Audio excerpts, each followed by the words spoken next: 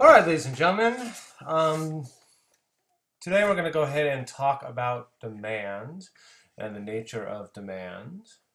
There are two sides to every single market. There's a buyer side and a seller side, and today we're going to be talking about the buyer side, which is also called the demand side of the market.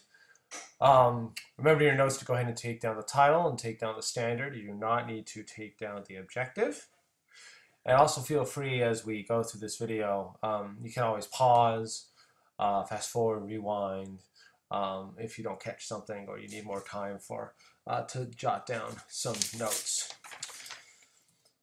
So let's talk a little bit about the law of demand. So the law of demand says an increase in a good's price causes a decrease in quantity demanded and vice versa. So another part of the law of demand is a decrease in a good's price will cause an increase in quantity demanded. And this makes sense. If something is more expensive, people are going to buy less of it. If something is less expensive, people are going to buy more of it. Okay, so this is showing the relationship between price and quantity demanded, not demand. There's actually a difference between demand and quantity demanded, and we're going to be talking about that. So price is the main factor. Okay, if price goes up, quantity demanded goes down. Price goes down, quantity demanded goes up. So, like I mentioned before, as price goes down, quantity demanded goes up. As price goes up, quantity demanded goes down. There's an inverse relationship between price and quantity demanded. All right, so like I said, there's two definitions, demand and quantity demanded, that sound very, very similar, but they are actually different. Let's start off with demand. So demand is the amount of a good or service that a consumer is willing and able to buy at various possible prices during a given period of time. The most important thing to understand about demand is that factors other than price change demand, and ultimately that's going to move you, it's going to shift the entire demand curve when we get to the demand curves in a few minutes. Quantity demanded describes the amount of a good or service that a consumer is willing and able to buy at each particular price during a given period of time. So it's important to note that price changes quantity demanded. Okay, that's actually going to move you along the demand curve, and we'll be hitting that in a second. All right, there's three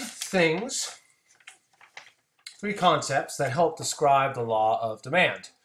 The first one is the income effect. So the income effect is the effect from any increase or decrease in consumers' purchasing power caused by a change in prices. So an example of this would be, let's say you're earning $50,000 a year. Your salary is fixed at $50,000 a year.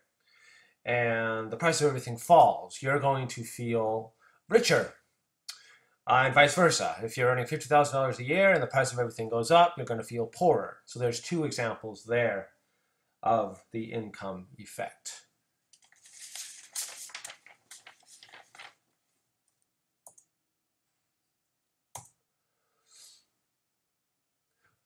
All right, next one is the substitution effect. The substitution effect describes the tendency of consumers to substitute a similar lower priced product for another more expensive product.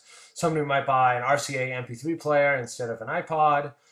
They might buy generic cereal instead of name brand cereal. Those would all be good examples of the substitution effect.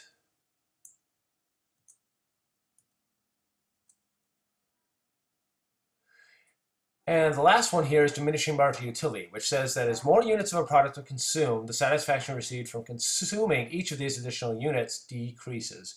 So as you consume more, you're going to get less satisfaction out of consuming the product. So think about like chocolate. That first piece of chocolate is really good, and it's much better than the piece of chocolate at the end because you're not sick of it. Same thing with Big Macs and McDonald's. The first Big Mac, pretty good. Last Big Mac, if you have multiple Big Macs, you have the McBrick in your stomach, not so good. Okay, so those are all examples of diminishing marginal utility. So all three of these things, the substitution effect, diminishing marginal utility, and the income effect, help describe and help explain why that law of demand exists. All right, so now let's go ahead and take a look at what is called the demand schedule. Demand schedule is just a list of prices and quantity demanded. So let's say we're looking at the market for hammers, and we look at the price of the hammer versus the quantity demanded. So at $9, you're going to have 2 demanded. At $8, you have 3 demanded, $7, 5 demanded, $6, 9 demanded. So you can see here as price is going down, quantity demanded is going up. Thus, this is a numerical representation of the law of demand. Now, if we graph these, we can actually get what's called a demand curve. Let's take a look at that. So on your demand curve, price is always going to be on your y-axis. Quantity is always going to be on your x-axis. We're going to go ahead and plot our points here. So 9, 2, and 8, 3, and so forth. And draw a smooth curve through them. And it's downward sloping going left to right. And that is your demand curve. Demand curves are always downward sloping going left to right. The way I remember that is demand and down start with the same letter D. So that's a good way to remember it. So we're talking about demand, we're talking about the entire curve. So factors other than price change demand, and that will actually cause the entire curve to shift. We're talking about quantity demanded, we're talking about a point on the curve. So price changes quantity demanded is just going to move you from point to point on that curve. So to be on the demand curve, a person must be willing and able to purchase the product or service. So key things to remember here: price is always on your y-axis, quantity is always on your x-axis, and demand curves are going to be downward sloping as you go left to right. All right, so let's go ahead and look at the assessment here. So for number 1, the amount of a good or service that a consumer wants at each particular price is called what? And 2, what is the name for the tendency of consumers to replace an expensive with a less expensive product?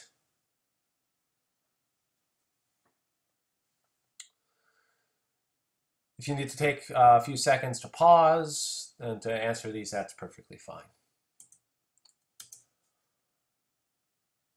All right, so for the summary, we've talked about 3 concepts that help explain the law of demand. I want you to go ahead and describe those for me. At about a sentence apiece, you're looking at 3 sentences about a paragraph. And I will go ahead and check those tomorrow. Hope you have a great evening. See you tomorrow.